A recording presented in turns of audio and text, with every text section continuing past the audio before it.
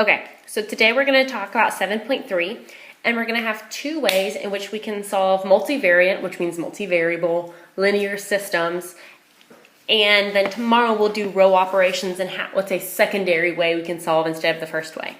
So I realize a lot of you are going to prefer the first way, but if you have to take a class called linear algebra in college, the second way is more beneficial.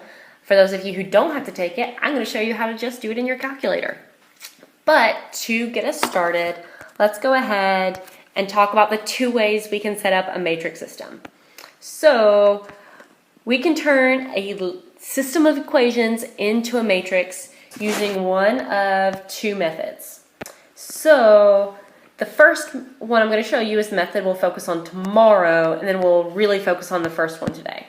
So instead of having one set, we're going to have two different sets. So the first one would be to have an x column of my coefficients, so that would be 5 and 1, and then a column for the y's, so that would be -1 and 1 in this case.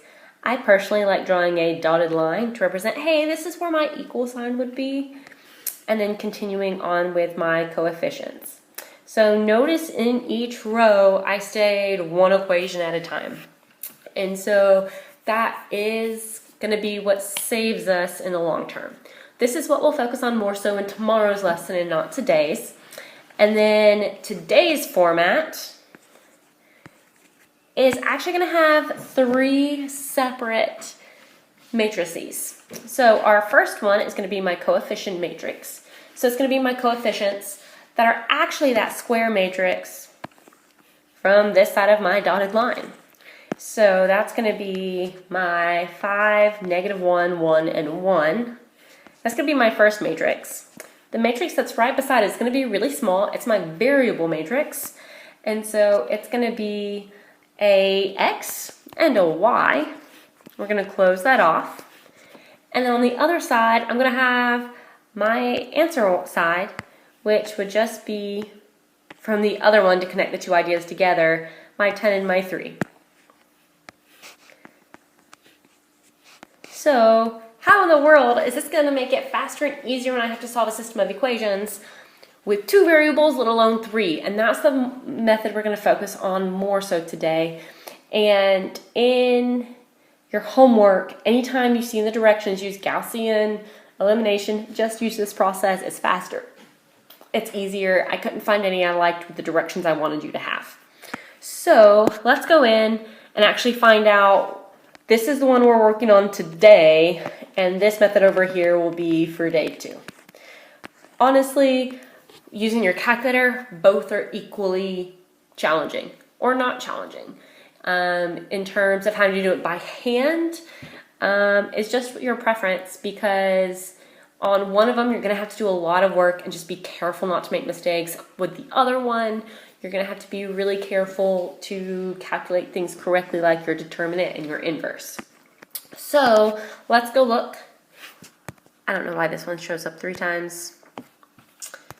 I've tried to get rid of it. So an invertible square linear system. That means my first matrix, my coefficient matrix, has an inverse.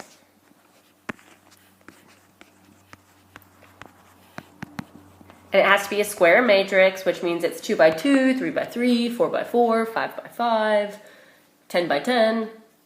I wouldn't love to do that to you, so don't stress. And then the x will be a n by 1. So if a was 2 by 2, x would be 2 by 1. And b would also be 2 by 1. So b is going to be my answer column, essentially, my answer matrix. That was my, I think it was a 10 and 3. From the last system that was on the board, and so that one has a lot easier stuff to work with. So what we do with these, first thing we're going to do is we will set up our system of ax plus b from my system of equations. And so then what we'll do is we are going to use the inverse of a, if it exists, which it should, in order for us to use this system. And in that case, it'll go in and let us find the unique solution to them. And so for the ones that don't have a unique solution, those are the ones that aren't our favorite, but they work. Those you'll have to go through and actually do your Gaussian elimination, which is how you learned back in Algebra 2 to use elimination and solve for a variable and get it to plug in to simplify the other two equations you might have. So with that, let's go do our first one. We're actually going to do a problem that's saying what we already did. So first things first, we need to set up my matrices. So in this case, my matrix is going to be 2, 2, negative 3, negative 2, x, y equals 0 and 10. So what I'm going to tell you to do is go type in matrix A and matrix B into your calculator. So what that allows you to do is it allows you to let your calculator do all the heavy lifting for you. And so in matrix A, you need to set it up as a 2 by 2, and then you would type in all your values. I'm doing this part off screen because it's a little faster. And then I will give us the answers on here. So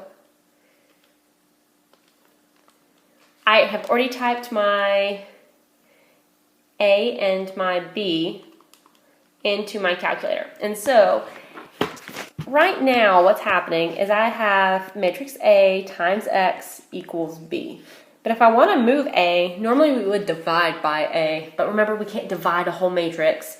Instead, I need to multiply it by its inverse. Well, if I did that over here on the left side, I also have to do it on the exact same side of B that I did to A. So that means these go to my identity, which leaves me with just X, which would be equal to the inverse of A times B. So in your calculator, because you've already typed A and B in there, you can actually go ahead and find out what that multiplication is, just so you can make sure that you did them correctly from yesterday. I have already found the inverse matrix of A. You don't have to do it separately. You can do it all at once. The inverse matrix is negative 1, not negative, so positive 3 over 2, negative 1, 1. And my matrix B is my 0 and my 10.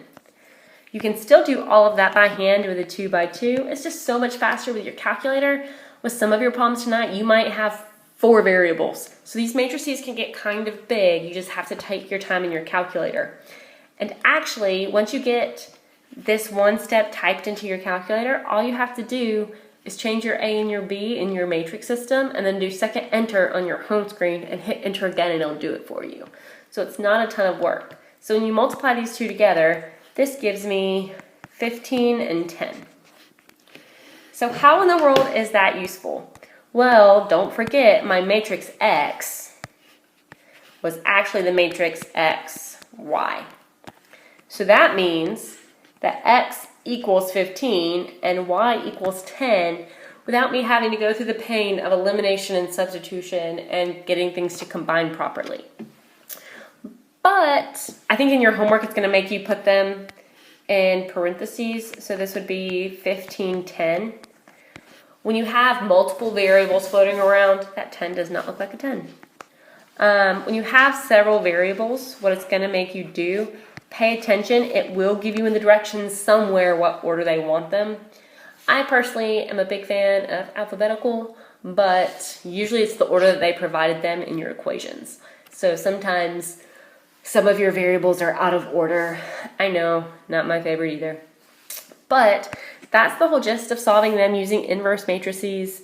I like this system better. They're so much faster and easier this way. You can do it with 3 equations and 3 variables. You can do it with 4 equations, 4 variables. You could do it with 15 if you wanted to.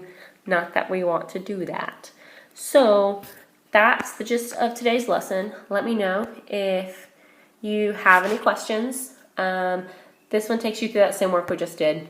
So if you want to do a 3 by 3, hang around and I will walk you through those steps. And if you're like, hey, I'm good, feel free to go ahead and leave us.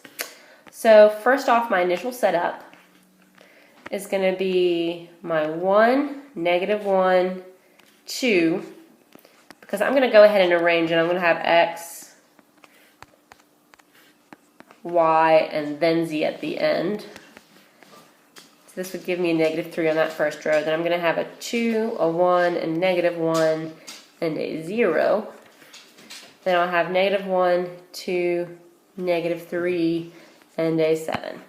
So as I mentioned before, all I personally do is I go in X, Y, Z, and I'm just literally going to sit here and write the same matrix over again. I don't even go find inverse of A without my calculator. And so I'm just going to put the inverse sign on it saying, hey, the inverse of that matrix times -3, 0, and 7, which will give me my final answer. So take a moment, go type it into your calculator. I'm going to go do the same on my end, so you'll hear probably me mumbling as I type in my equations properly. And then I will give you the final answer. 1, 2, -3.